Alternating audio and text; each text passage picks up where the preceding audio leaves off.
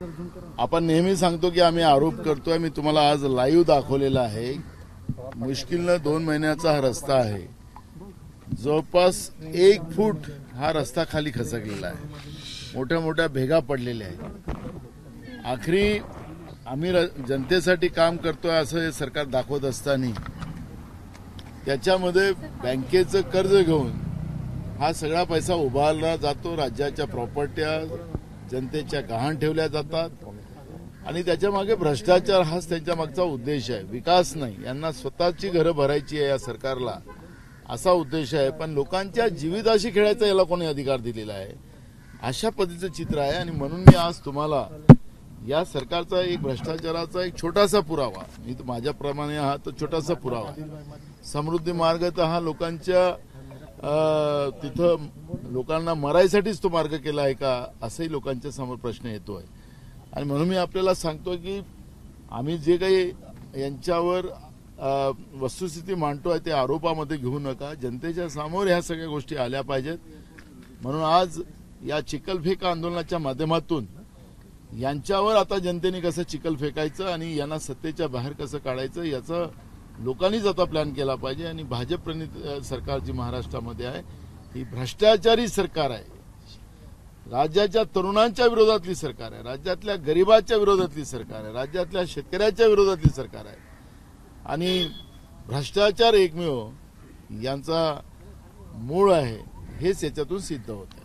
पण नाना पंतप्रधानांनी स्वतः या रस्त्यावरून प्रवास कर जे आहे ते उद्घाटन केलं होतं। मोठ्या प्रमाणावरती जे आहे ते सामसामचं पाहायला मिळालं होतं। बघा, नरेंद्र मोदी प्रधानमंत्री हे भ्रष्टाचारांचे सरदार आहेत। देशभरातल्या अनेक भ्रष्टाचारी लोकांना ईडी आणि सीबीआयची धाक दाखवून आपल्या मंत्रिमंडळात त्यांनी घेतलेलं आहे।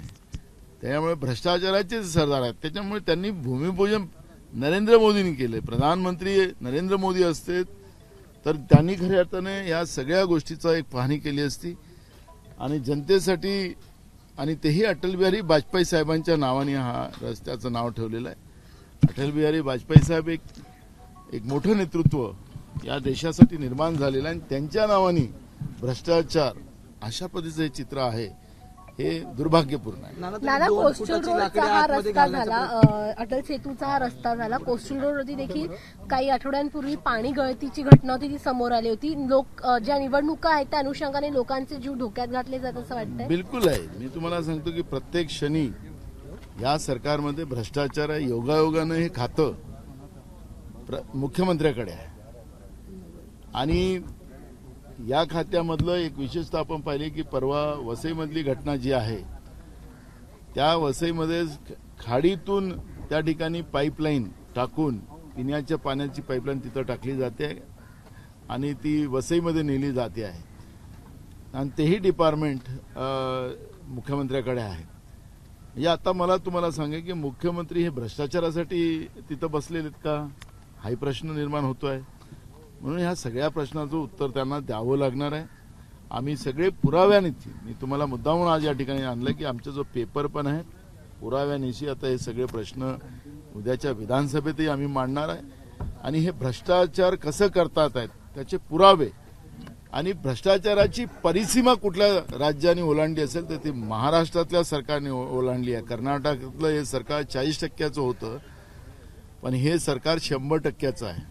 तिथं 40% कमिशन घेतलं जातो, हे 100% कमिशन खाणारं महाराष्ट्रातलं एकनाथ शिंदे आणि भाजप प्रणित सरकारचं आहे, असं हे सिद्ध होते। रस्ते विभाग याकडे आपण काही तक्रार वगैरे काय करणार आहे का? कोणाला तक्रार काय करायची आहे? कुंपण शेत खात आहे, सगळे संमिलित आहे त्याच्यामध्ये।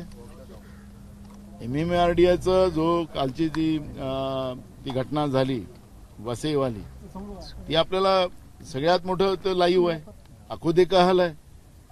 एका गरीब माणसाला, हातावर पोट भरणाऱ्या खाणाऱ्या माणसाला कसं त्या 20 मीटर खाली पाणी त्या दाबलं गेलं, हजारो क्विंटल त्याच्यावर लोखंड त्याच्या अंगावर पडलेलं आहे। मी काल स्वतः त्या ठिकाणी व्हिजिट केलेली आहे। तुम्हाला हा भ्रष्टाचाराचा आहे, कोणाकडे तक्रार करायची? कुंपणच शेत खात आहे।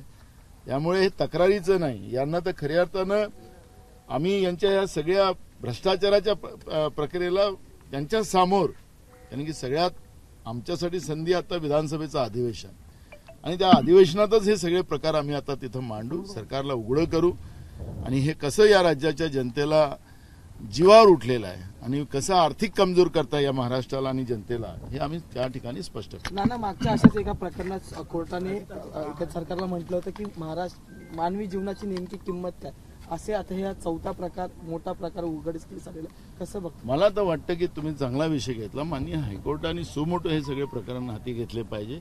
आखरी मानवी जीवनाचं सत्यानाश करायलाच समजा राज्याचं सरकार विकासाच्या नावाने उघडला गेला असेल आणि त्या माध्यमातून एक मोठी लूट. मी तुम्हाला सांगतो की जे आपलं नवी मुंबईचं आंतरराष्ट्रीय नवीन विमानतळ होत आहे त्याच्यामध्ये मोठ्या प्रमाणात हे समुद्र काठावर असलेला हा मँग्रोव्ह हा तोडला गेला.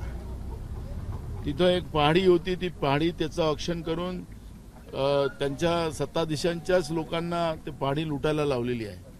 म्हणजे निसर्गाची हानी, म्हणजे उद्या हा समुद्राच्या भागामध्ये काठावर असलेल्या या मुंबई शहराचं काय होणार, पर्यावरणाच्या दृष्टिकोनातून पर्यावरणाचे कुठले नियम न पाळणारं हे राज्यातलं सरकार, हा प्रत्येक गोष्टीकडे माननीय हायकोर्टाने लक्षात घेतलं पाहिजे. आणि मला वाटतं की सुमोटो हे प्रकरण ताब्यात घेऊन सरकारकडून ह्या सगळ्या गोष्टीची विचारणा माननीय हायकोर्टाने केली पाहिजे अशी नम्र विनंती माननीय हायकोर्टाला आम्ही करतो. रामदास कदमांनी भाजपवरती एक थेट आरोप लावलाय की लोकसभेमध्ये तो हा विषय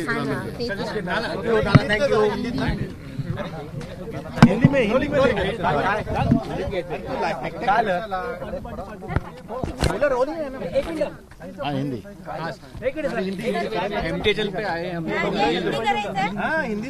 आपने देखा होगा कि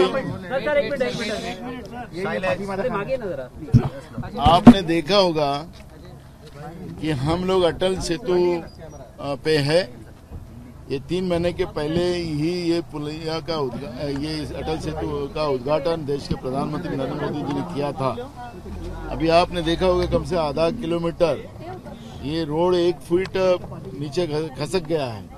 तो इसका मतलब है कि ये सरकार भ्रष्टाचार में कितनी लिप्त है.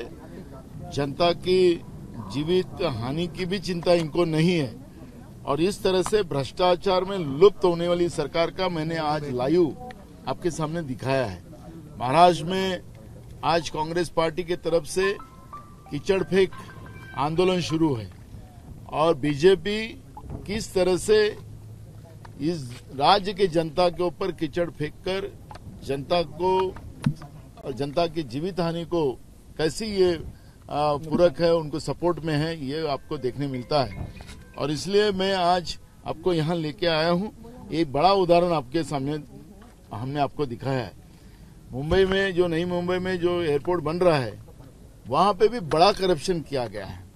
वहां के नेचर को खत्म किया गया है. वहां के जो मैंग्रोव्स होते हैं उसको अवैध रीति से तोड़ा गया है और ये समंदर के किनारे में शहर है.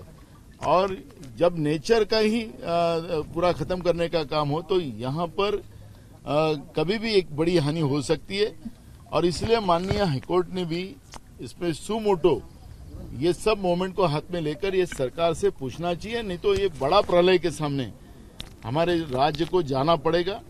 और भ्रष्टाचार के माध्यम से ये लोग देश राज्य की जनता को कैसे लूट रहे, और ये सब पैसा बैंक के कर्जों से. और राज्य में आज 2.5 लाख करोड़ के ऊपर से कर्जा इस राज्य पे इस सरकार ने बनाया है.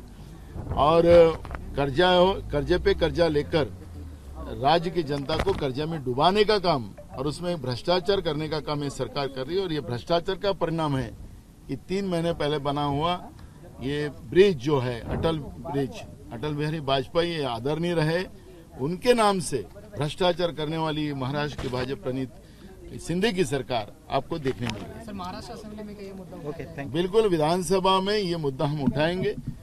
राज्य और योगायोग में ये डिपार्टमेंट राज्य के मुख्यमंत्री की तरफ है और मुख्यमंत्री को इसका जवाब देना पड़ेगा और पूरी ताकत के साथ ये बात हम विधानसभा में रखेंगे. एबीपी माझा, उघडा डोळे बघा नीट.